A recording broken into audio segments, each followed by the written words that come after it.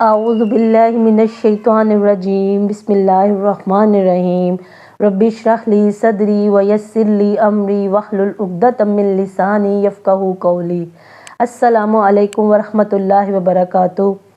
سورہ عبس کے ساتھ آپ سب کو اس شرح القرآن میں خوش آمدید۔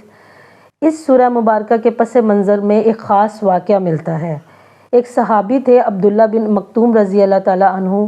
وہ نبی پاک صلی اللہ علیہ وآلہ وسلم سے ایک مسئلے کے بارے میں ایسے وقت میں پوچھنے آئے جبکہ آپ صلی اللہ علیہ وآلہ وسلم قریش کے رؤسا کے ساتھ، ان کے امراء کے ساتھ خطاب اور دین کی تبلیغ میں مصروف تھے۔ آپ صلی اللہ علیہ وآلہ وسلم قریش کے سرداروں کے لیے دل سے حریص تھے کہ وہ کسی طرح دین کی طرف آ جائیں، کیونکہ ان کے دین کی طرف آنے کا مطلب تھا کہ عام عوام بھی ان کے اتباع میں دین کی طرف آئیں گے، اور اس وقت وہ سب لوگ آپ صلی اللہ علیہ وآلہ وسلم کی بات توجہ سے سن بھی رہے تھے۔ اسی لیے جب صحابی رسول صلی اللہ علیہ وآلہ وسلم نے سوال کیا تو آپ صلی اللہ علیہ وآلہ وسلم کو تھوڑا سا ناگوار گزرا، جس کے اثرات آپ صلی اللہ علیہ وآلہ وسلم کے رویے سے بھی ظاہر ہوئے۔ اس صورت میں اسی معاملے کو سامنے رکھتے ہوئے آپ صلی اللہ علیہ وسلم کو تنبیہ کی گئی اور یہ وضاحت بھی دی گئی کہ یہ قرآن نصیحت ہے، جو چاہے اسے حاصل کرے۔ یہ سارا معاملہ جو ہے ایک پوائنٹ میں واضح کرنے کے بعد پھر سے دلائل کا سلسلہ شروع کیا گیا، اور یہ سارا معاملہ آیت نمبر 1 سے آیت نمبر 16 تک چلے گا۔ پھر پوائنٹ نمبر 2 میں سب سے پہلے انسان کو اس کی تخلیق کی طرف توجہ دلائی جائے گی کہ وہ پیدا کس طرح ہوا اور اس کی حرکتیں کیا ہیں اور وہ کرتا کیا اور وہ خود کو سمجھتا کیا ہے۔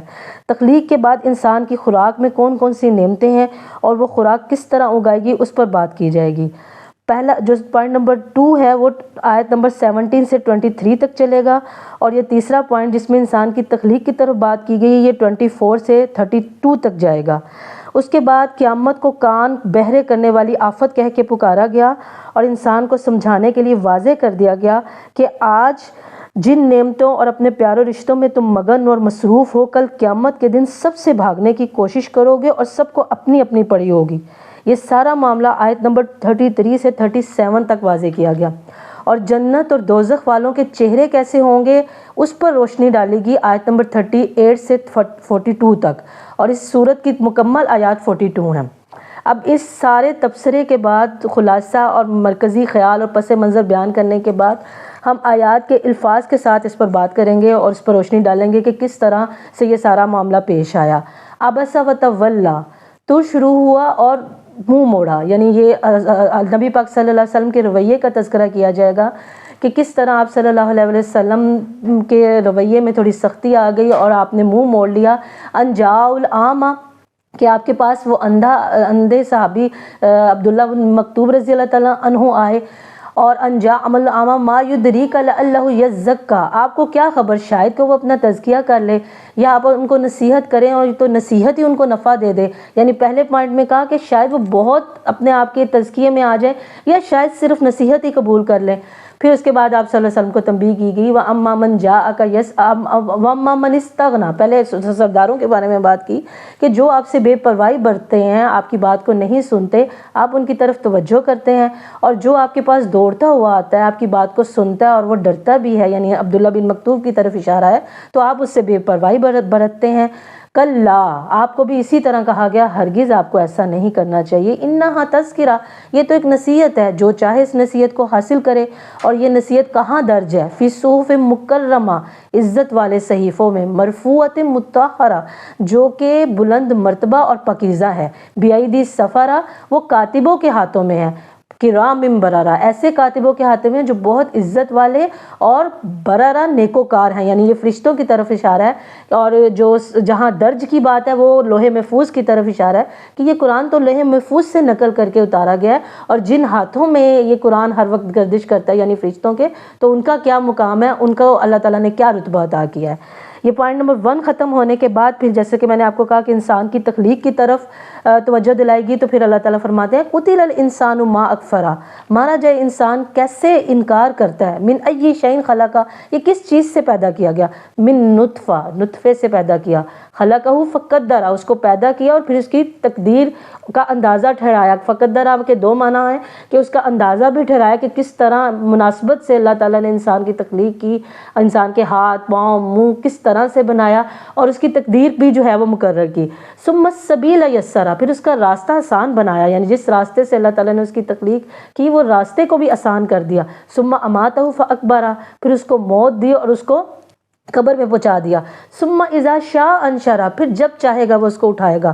کلا، اب یہ انسان کے لیے اظہار افسوس کیا جا رہا ہے، ہرگز انسان کو ایسا نہیں کرنا چاہیے، کیونکہ لما یقضی ما امرہ، اس نے پورا ہی نہیں کیا جو اس کو حکم دیا گیا، کہ اس کو تو اللہ کی اطاعت اور فرما برداری کا حکم دیا گیا تھا اور وہ کس راہ چل نکلا. کلا لما یقضی ما امرہ، اس نے بالکل پورا نہیں کیا اس حکم کو جو اس کو حکم دیا گیا.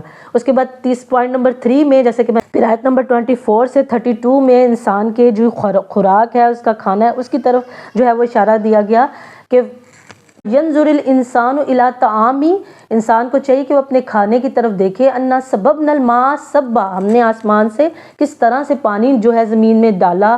ثم شققنا الارض شقا، پھر کس طرح سے زمین کو پھاڑا.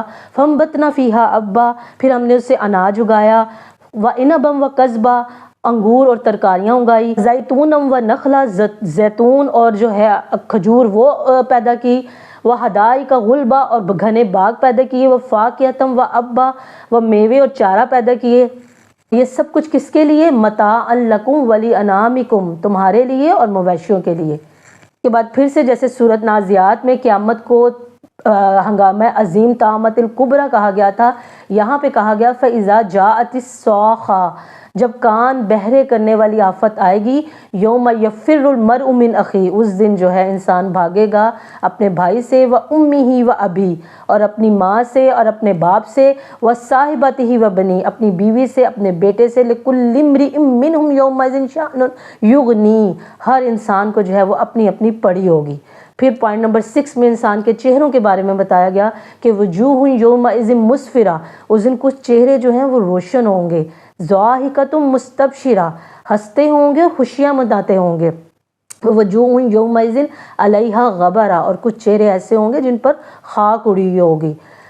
ترہقھا قطرہ، سیاہی چھائی ہوگی. اولئک ھم الکفرۃ الفجرہ، یہی لوگ ہیں جو کافر اور بد کردار ہوں گے. تو سورہ عبس کا خلاصہ، اس کا مرکزی خیال، اس کا پس منظر اور آیات کے اس کے الفاظ کے ساتھ اس کی مختصر سی تفسیر بیان کرنے کے بعد آج کے پروگرام میں اتنا ہی. آئندہ پروگرام میں، آئندہ ویڈیو میں سورۃ تکفیر کے ساتھ آپ کے سامنے حاضر ہوں گی. آج کے لیے اتنا ہی. اللہ حافظ.